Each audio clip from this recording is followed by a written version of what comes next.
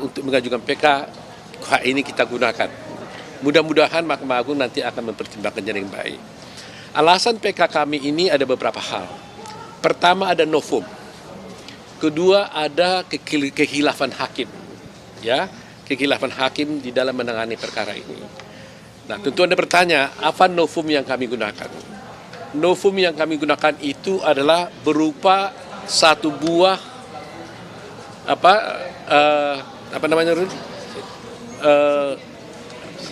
semacam flash disk, ya. Satu buah flash disk berisi rekaman kejadian ketika terjadinya tuduhan pembunuhan terhadap Mirna, yaitu di Oliver, ya kan? Sebagai latar belakang buat kita supaya ingat bahwa Jessica ini diadili dengan tidak ada satu saksi pun yang melihat bahwa dia memasukkan racun ke dalam gelas. Satu orang saksi pun tidak ada.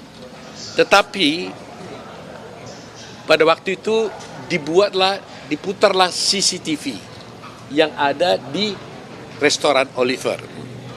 Nah, inilah menjadi dasar, jadi petunjuk bagi pengadilan untuk menghukum Jessica ini. Ya, jadi dasarnya itu. Kalau CCTV tidak ada, dia tidak akan bisa dihukum karena tidak ada saksi pun yang melihat.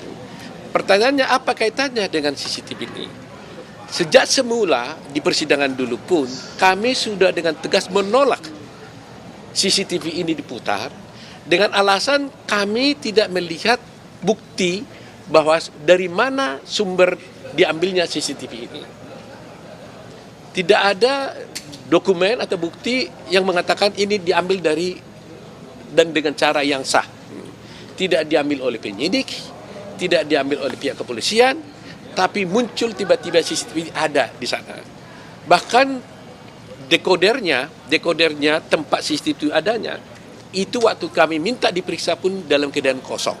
Nah, atas dasar itu kami lihat ternyata suatu peristiwa, ada suatu tayangan CCTV itu ada dimiliki oleh seorang bernama siapa bapaknya? Darmawan Salihin. Darmawan Salihin ini adalah ayahnya Mirna. Dia waktu itu di TV One ketika wawancara dengan Karni Elia, dia mengeluarkan CCTV ini. Dia mengatakan bahwa ini adalah CCTV yang ada di Oliver dan tidak pernah ditayangkan di persidangan. Dan ini disimpan sama dia. Artinya, berarti seluruh rangkaian CCTV itu sudah terpotong-potong.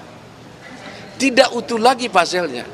Kalau ada pokoknya rekaman dari jam 6 sampai jam 6, ada yang hilang di dalamnya.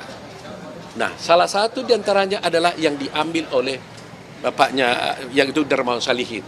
Dan kami beruntung dan terima kasih kepada TV One, Pak Karni Elias, kami diberikan bukti ini secara resmi, dan inilah yang kemudian kami analisa. Jadi pertama, tanpa melihat isinya pun sebenarnya kita sudah dapat simpulkan bahwa berarti rekaman CCTV yang diputar di pengadilan itu sudah tidak lengkap lagi. Kalau sudah ada yang terambil secara tidak sah, berarti potensi yang lain pun sudah ada mungkin yang diambil. Jadi tidak lagi tersambung, ada yang terputus. Nah, atas dasar ini kami analisalah semua fakta-fakta ini. Nah, kemudian seperti kita katakan, novum itu kan suatu fakta yang sebenarnya sudah ada pada waktu itu, pada waktu sidang dulu, tetapi kami tidak temukan. Itu prinsip novum. Nah, tadi saya katakan tadi ada CCTV, rekaman CCTV yang diambil dari Oliver dan tidak pernah diputar di dalam persidangan. Sehingga menjadikan semua perkara ini menjadi absurd. Gitu. Nah, kedua, akhirnya kami menyelidiki lagi, kami menemukan dan menggunakan ahli. Terus terang aja kami menggunakan ahli itu Rizwan Syarifal. Kami selalu mengatakan ternyata CCTV yang diputar di persidangan ini, kami katakan ada dugaan rekayasa. Rizwan Syarifal tidak mau mengatakan dugaan, dia mengatakan itu rekayasa. Tapi karena dia ahlinya, dia harus membuktikan itu. Kami masih tetap mengatakan ada dugaan rekayasa. Bagaimana dugaan rekayasa yang bisa terjadi adalah begini. bahwa ada dulu di sana itu ada 2 ahli yang diajukan oleh pihak penyidik di pihak kejaksaan. Namanya satu Christopher, satu lagi M. Nuh, ya kan. Nah, di sini ada saya supaya jangan salah. Jadi ada di CCTV. Jadi kita lihat ya, CCTV ini karena tidak ada saksi yang melihat, maka dia memutar CCTV. Khususnya fokusnya itu di meja 54 tempatnya Jessica minum dan duduk waktu itu minum. Nah, adalah di sana itu namanya CCTV 7. Ya, kan banyak sekali CCTV. Kita bicara dengan CCTV 7. Di bab Christopher mengatakan bahwa sebenarnya CCTV yang dia lihat itu adalah high definition. Maksudnya hanya tinggi. Bahkan dikatakan itu 1920 kali 180 pixel.